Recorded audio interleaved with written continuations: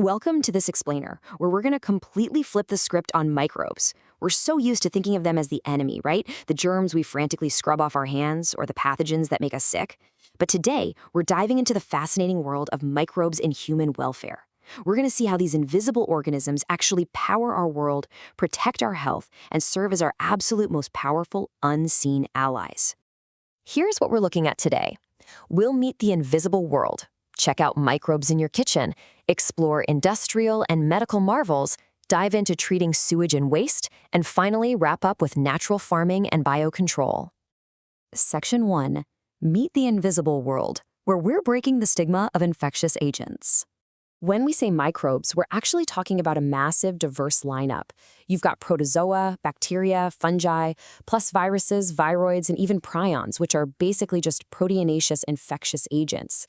Now, I know we usually hear those names and immediately think, yikes, infection, right? But here's the cool part. When we grow microbes like bacteria and fungi on nutritive media, they multiply and form visible colonies. And once we can see and grow them, we can literally harness their power for our own benefit. Moving on to Section 2, microbes in your kitchen, your everyday laboratory. Think about your breakfast for a second. You know that bowl of curd?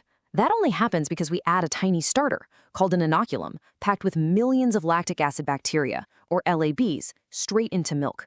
These little guys produce acids that coagulate and partially digest the milk proteins. And get this, they actually boost its nutritional quality by cranking up the vitamin B12. And what about fluffy doses or idlis? That dough is fermented by bacteria too, and that puffed up look is literally trapped carbon dioxide gas being produced by our microbial friends. The exact same thing happens with bread. We just use baker's yeast, specifically Saccharomyces cerevisiae, to ferment the dough and make it rise. It's amazing how different microbes give us totally different culinary experiences. Take Swiss cheese and Roquefort cheese, for example. Those giant, iconic holes in Swiss cheese, they don't just appear out of nowhere. They're formed by massive amounts of CO2 gas, pumped out by a very specific bacterium called Propionibacterium sharmani. But then look at Roquefort. That gets its unique, sharp flavor because it's ripened by growing specific fungi right on the cheese itself. Section 3. Industrial and medical marvels, or scaling up our microbial allies. When we take these biological processes out of the kitchen and scale them up into massive vessels called fermenters, we get some mind-blowing breakthroughs. Think about antibiotics. The word itself comes from Greek, right? Anti means against, and bio means life. So literally, against life. Sounds bad, but here's the catch. They are against life for the disease-causing organisms. For us human beings, antibiotics are the ultimate pro-life molecule, killing off the pathogens that threaten us. And the way we found the first antibiotic, penicillin, was basically a brilliant, happy accident. Alexander Fleming was just looking at an unwashed culture plate and noticed a mold, Penicillium nodotum, was growing on it. And he noticed that Staphylococci bacteria just could not grow anywhere near it. But that was just the spark. It took Ernest Chain and Howard Florey to take that observation and establish the drug's full potential as a highly effective antibiotic. This was such a massive global game changer that all three of them shared the Nobel Prize back in 1945. But it's not just medicine. Microbes are basically tiny, highly efficient chemical factories. We use specific fungi and bacteria commercially to produce the organic acids that our modern industries rely on every single day. For example, the fungus Aspergillus niger pumps out citric acid. Then you have bacteria like Acidobacter aceti making acetic acid, and Clostridium butylicum making butyric acid, and, of course, Lactobacillus gives us lactic acid. It's a whole manufacturing sector running on a microscopic scale. And the applications are just everywhere. Remember that exact same baker's yeast, Saccharomyces cerevisiae, that we used for bread?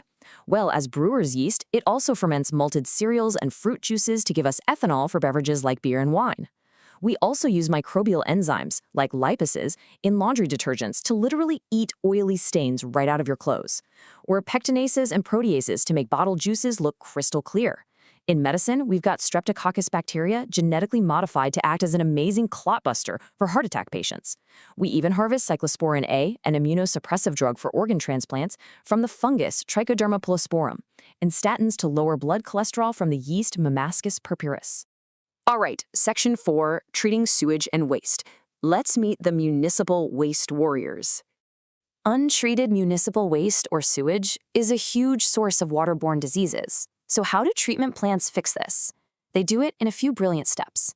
Step 1 is primary treatment, which is pretty straightforward. Just physical filtration and sedimentation to remove solid particles, leaving behind a primary sludge. But step 2 is where our microbes go to work. In secondary or biological treatment, the effluent gets mechanically agitated and air gets pumped in.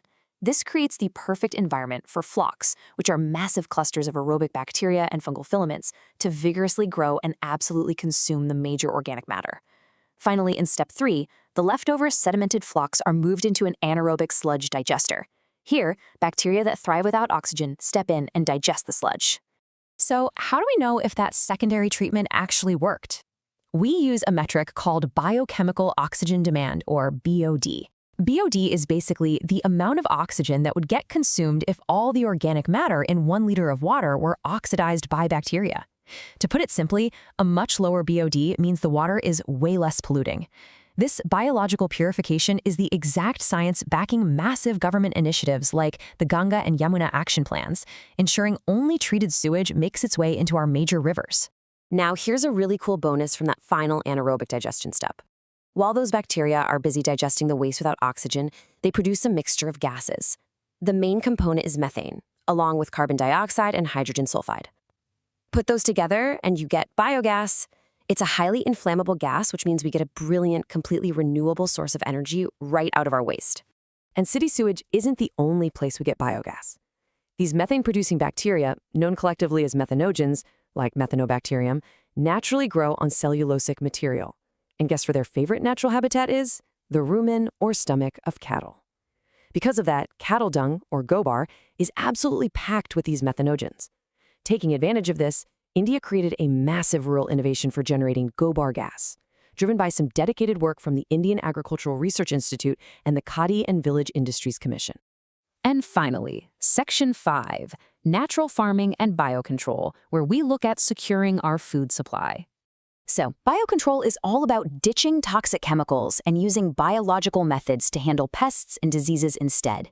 Sometimes it's as simple as using natural predators like red and black ladybirds and dragonflies to munch on aphids and mosquitoes. But we also bring in targeted microbial agents. Take the bacteria Bacillus thuringiensis, or BT. It produces a very specific toxin. When a butterfly caterpillar eats it, the toxin releases in its gut and takes the pest out, while leaving all the helpful insects completely unharmed. Scientists even engineered this trait directly into crops to make pest-resistant BT cotton. We also use free-living fungi like trichoderma to treat plant root diseases, and specific pathogens called baculoviruses, specifically the nucleopolyhedrovirus, to target very specific insects for integrated pest management programs. And microbes don't just protect our plants, they actually feed them. As biofertilizers, they completely enrich the soil's nutrient quality. For instance, rhizobium bacteria form little nodules on the roots of leguminous plants to grab atmospheric nitrogen and fix it right into the soil. Free-living bacteria like Azospirillum and Ozotopter do the exact same trick. Fungi from the genus Glomus form these cool symbiotic partnerships with plant roots called mycorrhizae, helping the plant absorb crucial phosphorus. And if we look at aquatic environments like paddy fields, cyanobacteria like Onabena, Nostoc, and Oscillatoria act as absolute nitrogen-fixing powerhouses. So, as we wrap up this explainer, I hope it's crystal clear that the microbial world is way more than just a source of disease. We've seen them puff up our morning bread, produce life-saving antibiotics like penicillin, transform our city's sewage into renewable biogas, and naturally fertilize our farmlands. They are completely fundamentally intertwined with our human welfare. So I want to leave you with this one final thought.